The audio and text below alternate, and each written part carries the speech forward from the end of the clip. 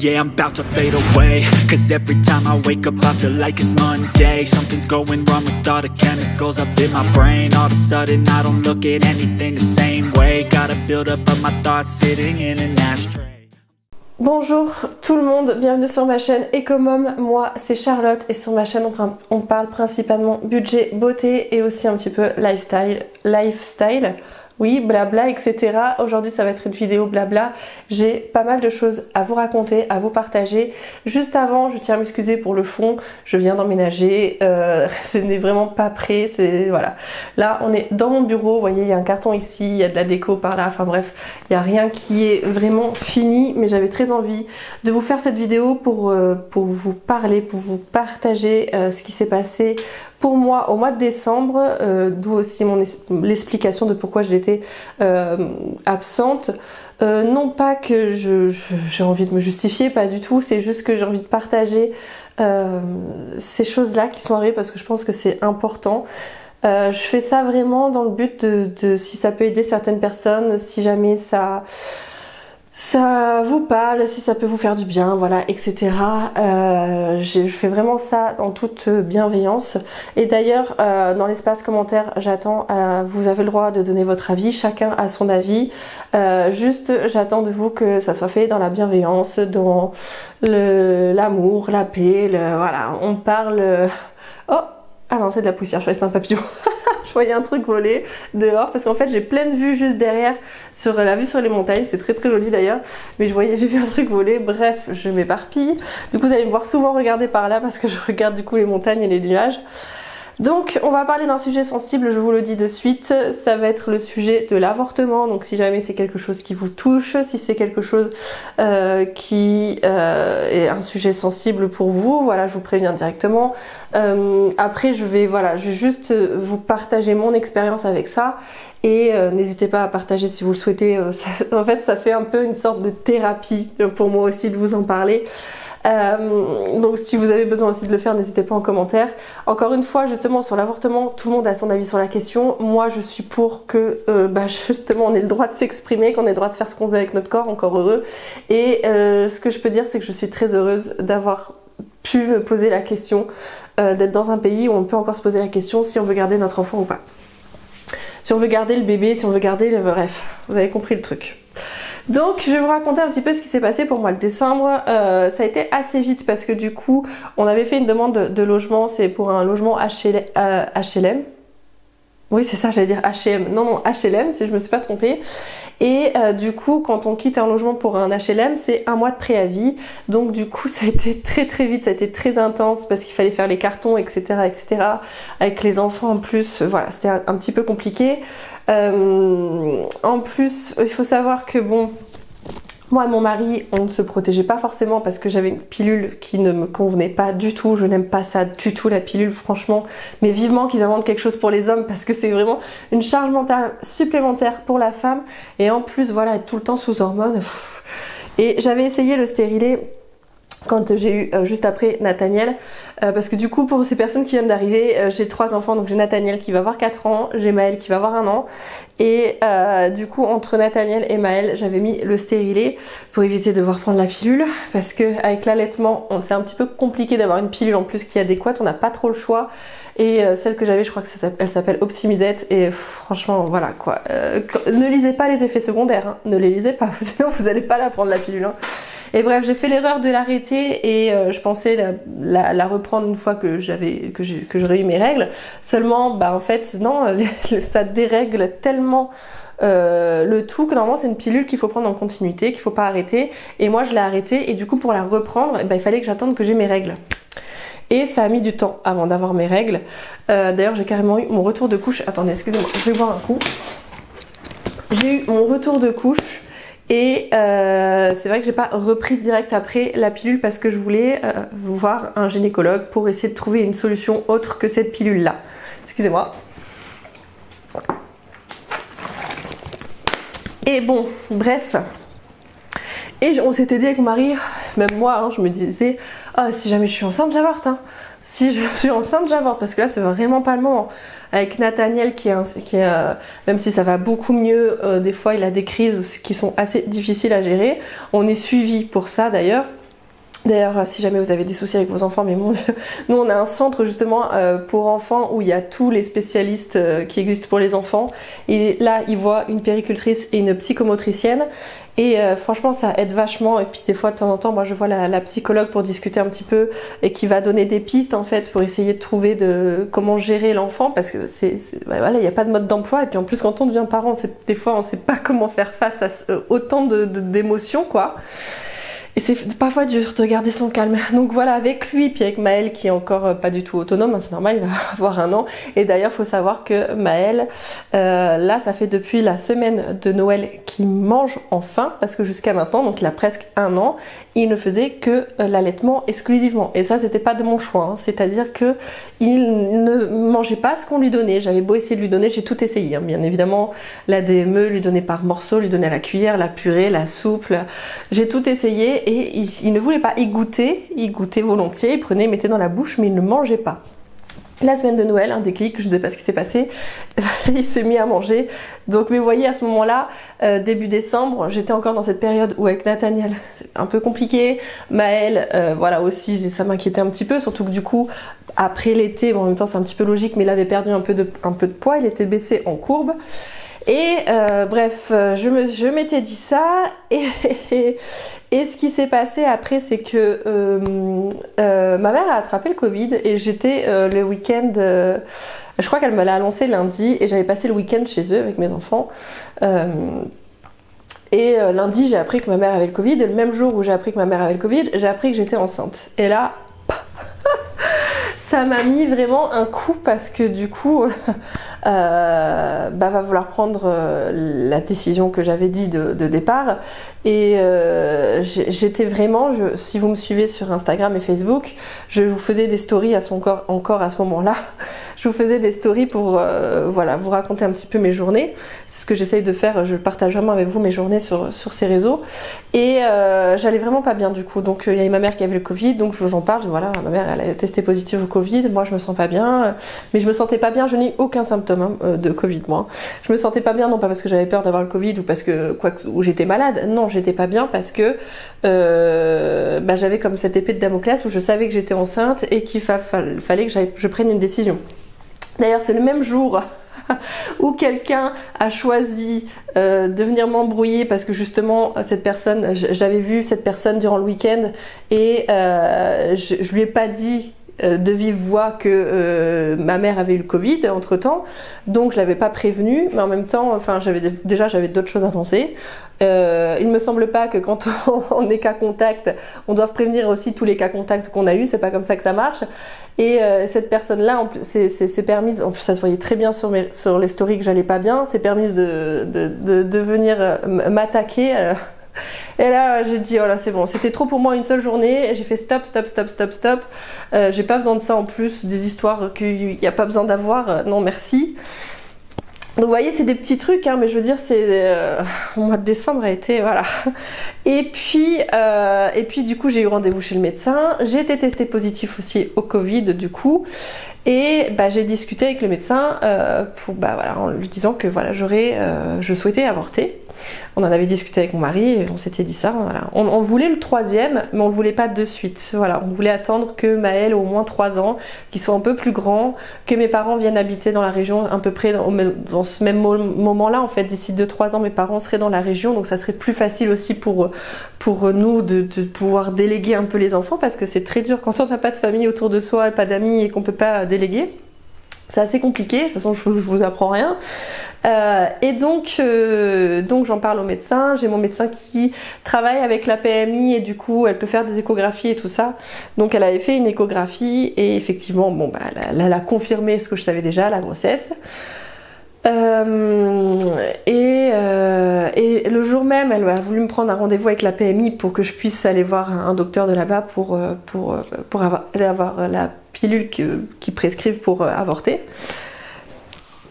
Et le problème c'est que comme j'étais positive au Covid, ça a retardé d'une semaine. On a pris le rendez-vous une semaine après. Je devais le voir le jour même, ils ont dit non, comme elle est positive, on va attendre une semaine après.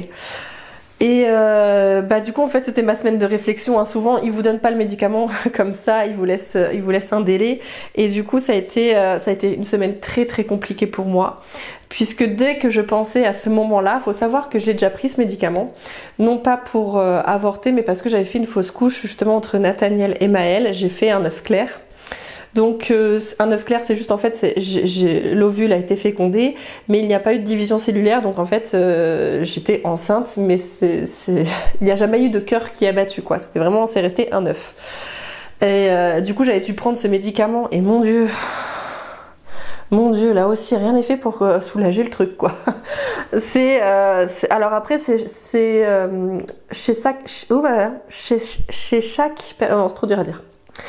Toutes les personnes vont avoir un effet différent avec ce médicament. Moi, ça m'a traumatisée vraiment, parce que je perdais, attention pour moi un petit peu, si vous n'avez pas un petit peu gore, mais je perdais des morceaux comme mon poing de sang. Vraiment, j'avais l'impression de perdre mes organes. C'était vraiment très très... En plus, on m'avait pas prévenu, j'ai une gynécologue qui m'a dit juste faut pas travailler ce jour-là, et j'étais seule à la maison. Heureusement que j'avais mon mari au téléphone, parce que le moment où j'ai voulu me lever de mon lit, je me suis écroulée par terre, je me suis évanouie. Enfin bref, c'était j'ai mis du coup plusieurs mois à m'en remettre, parce que j'ai tendance à être anémiée. Alors là, vu les litres de sang que j'ai perdu, j'ai mis beaucoup de temps à m'en remettre. Du coup, l'anémie, c'est quand on manque de fer, etc., qu'on manque d'énergie, de vitamines, enfin notamment d'énergie. Et là, du coup, j'en avais plus du tout. J'étais blanche comme un cachet, avec un raton laveur, comme pour mon premier accouchement.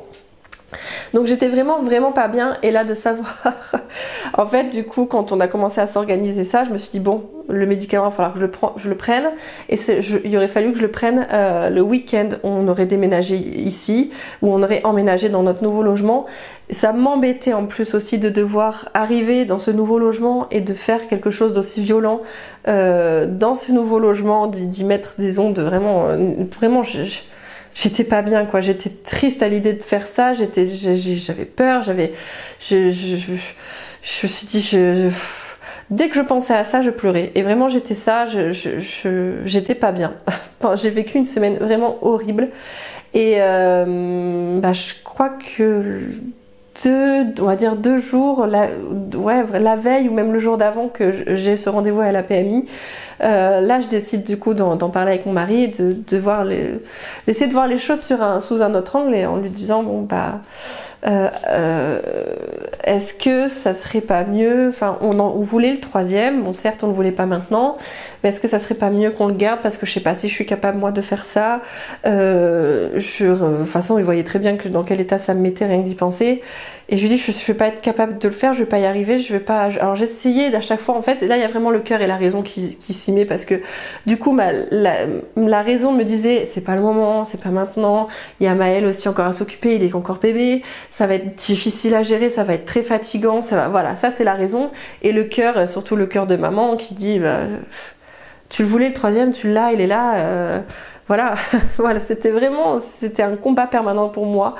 Et du coup après en ayant discuté avec mon mari, on s'est dit que on allait le garder. Donc voilà, je vous annonce officiellement ma grossesse.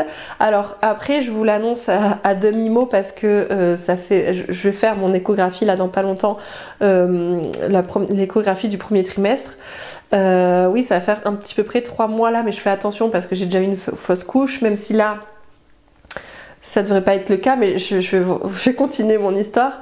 Mais voilà, de toute façon, tant qu'il n'est pas là, je fais attention, parce que c'est vrai que des fausses couches, c'est pas facile, hein, c'est aussi encore un moment traumatisant, donc j'essaie vraiment de faire attention à ça. Du coup on se décide qu'on va le garder. Là je vous assure que ça m'a soulagée d'un poids. J'étais vraiment très contente et soulagée d'être libérée de ça. Et du coup se passe le week-end du déménagement, et faut savoir il y a personne qui est venu nous aider pour le déménagement. Il y avait personne, après on connaît pas grand monde dans notre entourage, et puis bon, les seules personnes à qui on a demandé, malheureusement c'était pas possible. Et les seules personnes qui nous ont aidés, c'est mes parents. Et du coup, ma mère et moi, on s'occupait des enfants pendant que mon père, qui est quand même un monsieur de plus de 60 ans, même si il travaille, il est encore apte. Mais bon, enfin voilà, c'est quelque chose. Un déménagement, c'est quand même quelque chose de très fatigant. Et du coup, force à mon mari et à mon père parce qu'ils ont dû gérer ça tout seuls parce que durant ce déménagement, Nathaniel a attrapé la grippe. Et alors, c'était très violent ça aussi. Parce qu'il vomissait, il avait la diarrhée, il avait 42 fièvres, donc il était dans un état, voilà, vraiment très inquiétant. J'ai très peur pour lui. Et ben, il fallait être constamment en fait auprès de lui, plus Maël à gérer. Donc vous voyez, enfin, du coup, on pouvait vraiment, moi et ma mère, on pouvait vraiment pas aider, quoi. On a fait vraiment le strict minimum, mis à part, on a aidé en s'occupant des enfants, quoi. Mais porter des choses, etc. En plus, moi, avec mon état. Je pouvais pas spécialement non plus, donc vraiment ça a été un déménagement très très compliqué. En plus on a fait ça du coup le dimanche, le dimanche 11 exactement, le dimanche 11 décembre. Et ça s'est fait une seule journée et le lendemain on rendait le camion. Ouais. Prochain déménagement, je vous l'annonce direct, je vais préparer une enveloppe, il faut que je fasse une enveloppe déménagement au cas où, mais on va payer des gens pour mettre les cartons, même mettre en carton s'il faut, mettre en carton et que ça soit eux qui mettent dans le camion et que ça soit eux qui remettent dans la nouvelle maison parce que je ne vais plus jamais avoir à faire ça, c'est horrible. J'en ai marre des déménagements, j'en ai trop fait, et là celui-là ça a été la goutte d'eau quoi. Donc voilà, il se passe ça, on emménage ici, Nathaniel se remet du coup, il n'a pas pu aller à l'école parce que normalement on avait prévu de le mettre à l'école du coup dès le lundi le moment où on avait emménagé ici. Comme il avait la grippe, bah, c'était pas possible, il passait toute la semaine avec nous. Du coup moi ça a été assez long les dernières semaines de décembre parce que j'avais les 2 enfants. Même si Nathaniel allait mieux, une semaine compliquée et la semaine des vacances il allait mieux. Après c'est Nathaniel qui a enchaîné avec une conjonctivite, avec un début d'otite. Après c'est moi qui ai attrapé la conjonctivite. Pour Noël j'avais la conjonctivite, voilà. Donc voilà, ça a été très fatigant, enfin vous comprenez que j'étais pas forcément du coup sur les réseaux. En plus de ça, juste quand j'étais retournée voir le médecin, je lui ai expliqué que bah, je voulais le garder, que je ne comptais plus avorter. Et quand elle a refait l'échographie, bah, elle voyait pas ce qu'elle était censée voir. C'est-à-dire que bon, elle voyait pas bien et elle pouvait pas se prononcer sur le fait que... Alors comment elle a dit ça? Parce que j'aime bien, ils utilisent à chaque fois des termes. Je crois qu'ils n'ont pas le droit de dire fausse couche. Elle m'a dit que voilà, elle savait pas si la grossesse était viable. Voilà, elle a dit qu'elle pouvait pas se prononcer si la grossesse était évolutive. Voilà. Donc j'avais rendez-vous du coup la semaine. Donc j'ai passé Noël comme ça en me disant. Bah, j'ai fait un œuf. Dans ma tête c'était voilà, j'ai fait un œuf clair, elle a pas vu, c'est sûr. Bon bah c'est que voilà, c'est encore une fois un œuf clair. Et j'avais ce sentiment, j'étais pareil, je rebelote, je revais pas bien parce que je me dis, puis il y a toujours un petit sentiment de culpabilité parce que je me dis bah mince, au début j'étais pas sûre de vouloir le garder, maintenant que je le veux, c'est lui qui veut peut-être pas rester. Est-ce qu'il a senti qu'il était peut-être pas forcément désiré? Vous voyez, après dans la tête de maman, ce qui peut se passer, et donc un petit peu de culpabilité aussi. Et j'ai eu rendez-vous entre la semaine de Noël et Nouvel An. Et là, j'ai vu le médecin, on a fait l'échographie et on a vu son cœur battre et elle a vu en fait, voilà, il y avait un petit décalage de quelques jours je crois. Et là on a bien vu du coup un embryon, un cœur qui bat et voilà. Et voilà, donc normalement, voilà, encore une fois, je mets vraiment des pincettes parce que c'est quelque chose malheureusement qui arrive et à beaucoup de femmes aussi, hein, les fausses couches. Mais voilà, c'est parti pour le 3e enfant. Donc d'où aussi fatigue, je suis extrêmement fatiguée, même si là ça va mieux parce que j'ai la chance depuis là 2 jours. Maël fait ses nuits parce que ça fait quand même presque 1 an que je ne dors pas, je fais pas de nuit complète. Et là, ça y est, il commence à faire ses nuits, donc ça c'est un soulagement aussi. Du coup, c'est toute une organisation. Je sais que mon fils il va toute la journée à l'école. Maël, je vais voir pour du coup le mettre à la fin de l'année à la crèche. Je vais voir aussi si je peux le mettre de temps en temps à la crèche quelques heures par-ci par-là, histoire qu'il s'habitue aussi, qu'on puisse faire ça en douceur. Et puis normalement, alors je sais plus c'est quand la date d'estimation de l'accouchement. Il me semble que c'est juin, si je dis pas de bêtises. Attendez, parce que si c'est une date de conception de mois de novembre, décembre, janvier, février, mars, avril, mai, juin, juillet. Oh, je trouve à chaque fois un truc différent. Novembre, décembre, janvier, février, mars, avril, mai, juin, juillet. Moi, je sais plus. Ouais, il me semble que j'avais calculé. Non, j'avais calculé même au mois d'août. Bon, bref, je ne sais plus. Bon, je vous redirai ça. De toute façon, je vois le gynécologue dans pas longtemps parce que jusque-là, c'était mon médecin traitant qui me l'a dit. Et je vous avoue que en plus, j'ai rien retenu. J'ai zéro mémoire du coup. Donc voilà, tout ça pour... bon, on termine quand même cette année sur une bonne note. Par contre, c'est pour ça aussi que je veux faire des aménagements par rapport à mon travail. C'est que vous doutez bien que avec la fatigue de la grossesse, les 2 enfants à gérer, je vais reprendre le boulot, mais petit à petit. Et puis, il va falloir que je pense après. Et c'est pour ça que je vais ralentir au niveau des créations. Je vais essayer de vous proposer toujours quelque chose. Voilà, c'est pour ça que je vais vous proposer aussi plus de tutos. Je vais plus faire, je pense, de vidéos parce que ça prend quand même énormément de temps, une vidéo par semaine en faisant le bilan, mais plutôt une vidéo par semaine en vous faisant des tutos ou des blabla ou de la beauté ou voilà d'autres sujets que le budget. On fera le budget vraiment une fois par mois en faisant le bilan complet. De toute façon, c'est les vidéos, les vidéos des bilans, c'est celle qui est la plus regardée, des bilans du mois, pardon, plutôt que des bilans mensuels, des bilans de la semaine, pardon. Je vais y arriver. Donc voilà, et en conclusion, ce que je voudrais dire, c'est que encore une fois, je suis reconnaissante d'avoir eu la chance d'avoir pu me poser la question si je voulais le garder ou pas cet enfant. Vous avez compris que moi de toute façon je crois que je ne serais pas capable d'avorter, mais je suis contente de pouvoir me dire que cet enfant il est désiré, je le veux, c'est un choix.